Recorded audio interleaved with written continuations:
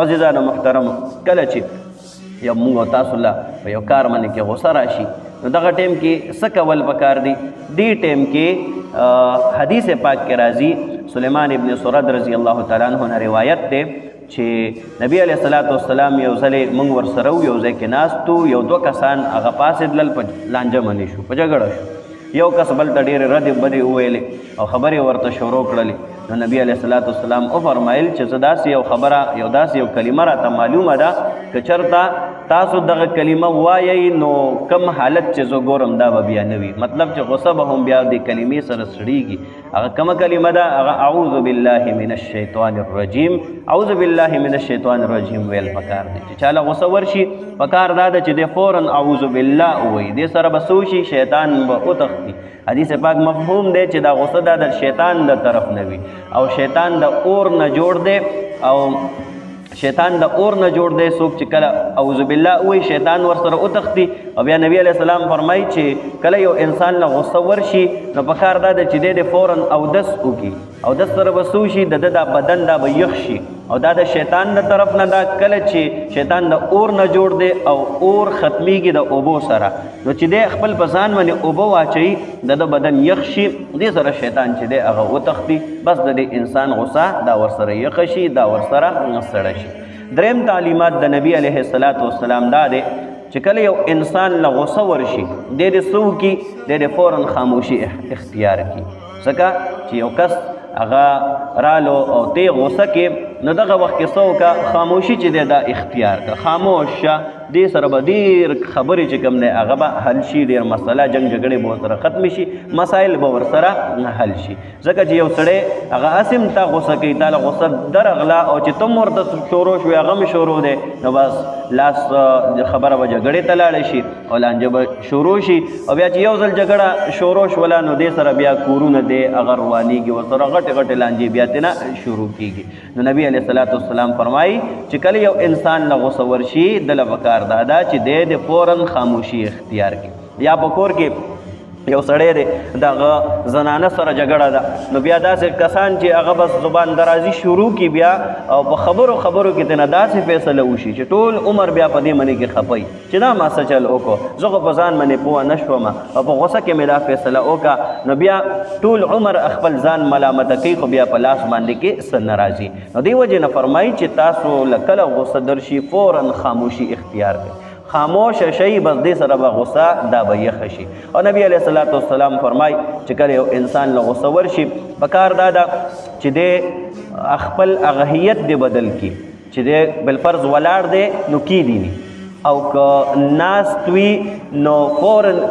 ولاړ دی کېناستو غصه یخه شوه ښه پخه، که کېناستو سره هم ونه شوه نو بیا دې سملي نو دې سره په دې ذریعې سره به د ده دا غصه دا به ختمه شي. او که یو کس درله غصه دروسته نو فوراً څه وکړه؟ هغه ځای بدل کړه، د هلته نه لاړ شه، هغه مجلس چې کوم دی هغه بدل کړه، نو دې سره به ستا دا غصه چې کوم دی دا یخه شي. نو دا داسې یو څیز دی چې دا په هر یو انسان کې موجود دی. غصه هر یو سړي له ورځي، خو بس په دې کې بیا موږ او تاسو څه کوو؟ دغه تعلیمات به مخې ته کوو، دې سره به زموږ او ستاسو غصه یخیږي. د بني اسرائیل یو پیغمبر دی حضرت ذوالکفل علیه السلام. حضرت ذوالکفل علیه السلام یو داسې پیغمبر تیر شوی دی چې دله به بالکل غصه نه ورتله، په یو خبره باندې غصه به ورتله خو غصه کېدو به نه، چاته په ټول عمر کې نه دی غصه شوی. اول پیغمبر دی د بني اسرائیلو حضرت الیسع علیه السلام. حضرت الیسع علیه السلام چې کله بوډا شو نو د بني اسرائیل دا یو ورځ را وغوښتل او یو لویه اجتماع وکړه او ورته وویې چې زما نه پس به کم یو سړی زما نایب شي، زما خلیفه به شي چې زما په ځای باندې کې کښېني او د دین دا خدمت چې کوم دی هغه سنبال کړي. حضرت ذوالکفل علیه السلام ورته وویل چې دا کار به زه وکړم. په دغه ورځ باندې اجتماع ختمه شوه، په دویمه ورځ بیا خلک راوغوښتل، بیا یې دا اعلان وکړو. ذوالکفل علیه السلام ورته وفرمایل چې دا کار به زه وکړم. الیسع علیه السلام دی خپل خلیفه کو، خپل نایب کو. کله چې الیسع علیه السلام وفات شو نو ذوالکفل علیه السلام د خلکو خلیفه شو، د خلکو مشر شو او د خلکو مسلې دای حل کول شروع کړل. داسې پیغمبر دی چې ده به ټوله ورځ روژه نیوله، د ورځې به روژه او ټوله شپه به عبادت کولو. د ورځې روژه وه خو داسې روژه نه وه څنګه چې زمونږ چې بس سهار مونځ وکړو بیا وده شو ماسپښین راپاسو داسې روژه نه وه بلکې سحر د اشراقو نه بعد به ذوالکفل علیه السلام د خلکو مسلې حل کولو دپاره کېناسته او تر غرمې پورې به د خلکو مسلې حل کولې 11 نیمو پورې دې ټایم پورې د غرمې پورې به د خلکو مسایل حل کول او بیا به د غرمې په دې ټایم کې د قیلولي چې کوم وخت دی د سنت لږ ټایم دی ګنټه 1 نیمه ګنټه په دې کې به د آرام وکړو تر ماسپښینه پورې ماسپښین به راپاڅېده او د ماسپښین نه بعد به بیا تر مازدیګره پورې د خلکو مسلې حل کولو دپاره کېناسته د خلکو مسایل به بیا حل کول شروع کړل او د مازدیګر نه تر ماښامه پورې ذکر اذکار به کو روژه به ماښام ماته کړله ماسخوتنه پورې نوافل د ماسخوتن نه بعد به بیا نفلونه شروع شو تر سهار پورې به بیا نفلونه کوله او بیا د سهار مانځه نه بعد اشراقه پورې بیا ذکر اذکار بیا به د خلکو مسلې حل کولو دپاره کېناسته نو شیطان یو ځلې دا اراده وکړه چې زه به دې غوسه کومه دې لپاره خپل واړه شیطانان راولېږل چې تاسو ورشئ ذوالکفل علیه السلام غوسه کوي دا راغلل ډېر خواري ډېر محنت یې وکړه خو ذوالکفل علیه السلام غوسه یې نه کړه پخپله ابلیس ویل چې دا کار به زه اوس کومه کله چې ذوالکفل علیه السلام د غرمې په ټایم کې خپل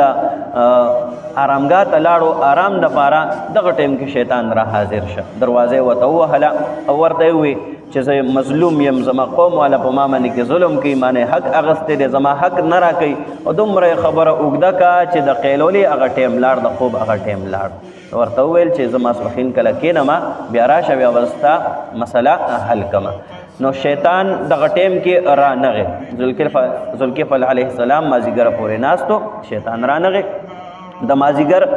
د خوب هغه ټایم دا په یو ورځ باندې کې لاړو بس بیا هغه خپل معمولات شروع کړل په دویمه ورځ بیا سهار نه ناست دی د خلکو مسلې حل کوي بیا رانلو او چې د غرمې ټایم شو د خوب ټایم شو دغه ټایم کې شیطان د بوډا یو سړي په شکل کې راغلی بیا را حاضر شو راغې ورته یې وویل چې زما مسله ده او زما حق دی کوم والا نه راکوي دا حل کا ذوالکفل علیه السلام ورته وویل چې تا ته خو ما ویلي چې کله زه کښېنم بیا راشه هغه ټایم کې ته نه راځې اوس بیا راغلی نو ورته یې وویل چې کله زما قوم والا وګوري چې ته ناست دی خپل په مجلس کې نو ما نه راپرېږدي ما ته چې موږ درله حق درکوو خو چې کله ته پاسې نو بیا هغه وروسته شي خپل د خبرې نه لهذا زه راغلی یم زما دا مسله حل کا او بیا یې خبره دومره اوږده کا چې په دویمه ورځ هم د خوب هغه ټایم لاړو نو دویمه ورځ هم دغسې تېره شوه په درېیمه ورځ باندې کې د تکاوټ هغه ورته ډېر زیات رسېدلی او دارنګې درېیمه ورځ چې کله سهار نه مسلې حل کولو دپاره کېناست شیطان بیا نشته د غرمې په ټایم کې خپل کور والو ته وایي که څوک دروازې ته راغلل نو ما ته به آواز نه کوئ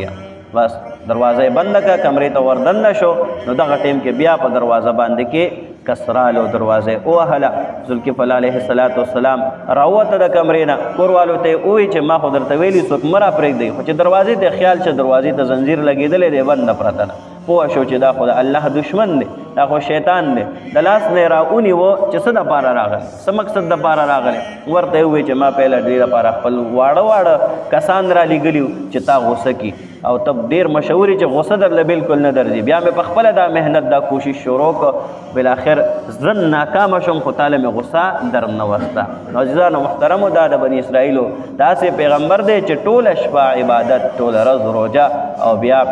غوسه کېږي هم نه د خلکو مسلې چې کوم دی هغه حل کوي په داسې حالت کې خپله زندګي ښایسته طریقې سره چې کوم دی هغه تېره کړې ده نن به قبر کې ذوالکفل علیه السلام مزې کوي نبي دی د الله پاک انبیاء کرام دا په خپل قبرونو کې ژوندي دي که دغسې زندګي ښایسته زندګي پاک دامنه زندګي د الله پاک په عبادت کې منګه تېره کا نو عمر به لاړ شي تیر به شي یو څو کاله پس به موږ دلته نه یو که نیک اعمال هم کړي وي دغه به موږ تاسو لا په قبر کې په کار راځي نو دا د غصې په حوالې سره د قرآن پاک آیتونه بیا دارنګ احادیث پاک کې او د صحابه کرامو د نبی علیه السلام واقعات مې بیان کړل نو انسان له چې کله غوسه ورشي پکار دا ده چې د فورا اعوذ بالله من الشیطان الرجیم اوی د سره به د دې انسان دا غوسه ختمه شي الہ العالمین دې موږ تاسو له د صحیح دین پوهه سمجھ را نصیب کړي وصلی الله تعالی علی خیر خلقه محمد وعلی آله وصحبه